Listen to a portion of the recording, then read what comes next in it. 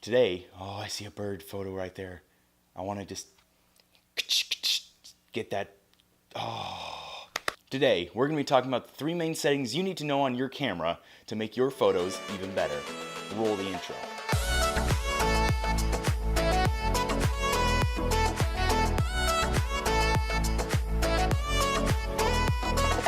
Hey, what is going on, everyone? My name is Corey, and today we're going to be talking about shutter speed, aperture, ISO. What do they do? When should you use them? What settings should they be at in certain situations? To take great photos, you need to know how each one of them works in collaboration to make your photos stand out. So let's jump right into the video. First, we are going to talk about shutter speed. Now, shutter speed is how long it takes for the camera to take the picture, or how long the shutter is open. If you want to take a picture of something really fast or something that is moving really quickly, then you're going to want to crank that shutter speed up so you can get a really fast picture, so everything will be clear and crisp and there will be no motion blur. For example, take a look at this picture right here. Notice how everything is kind of like moving. This was taken at a low shutter speed, so the picture took a little bit longer to take. As for this picture right here, you can see that everything is clear, everything is crisp, and that's what you want if you're wanting to get a picture of something moving very quickly or very fast. Now, another thing to keep in mind is that shutter speed also controls how bright the photo is or how exposed the photo is. So you need to adjust other settings so you can make the picture not too overexposed or too underexposed or too dark. So you need to learn how to operate the settings on your camera and make the pictures a little bit better. Next up is aperture. Now, it is very important to know that aperture changes with the lenses. Some lenses can go down to 1.8, some can only go to f4.0. So it is very important to know when you're getting a lens what aperture it can go down to.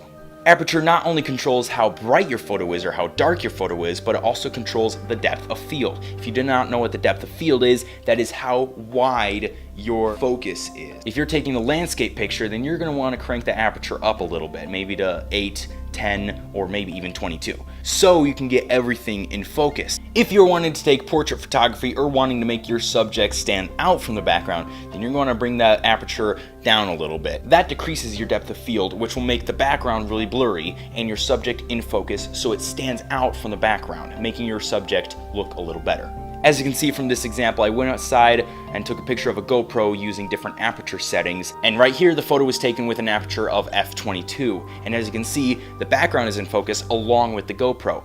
And this one right here, this one was taken with an aperture of 1.8. That makes the GoPro stand out from the background, making it look a little better so you're focusing on the GoPro and not what's in the background. Moving right along to the last setting, which is ISO. Now, this one is best described as fake light. ISO is mainly used in dark situations to make a photo in a room or at night look a little brighter. You would most likely adjust ISO last, so once you have all your settings like your shutter speed and your aperture, once you have all those set and you're like, I'm ready to go, but the picture's just a little bit too dark, you'd want to crank the ISO up just a little bit so you can make that picture look a little better.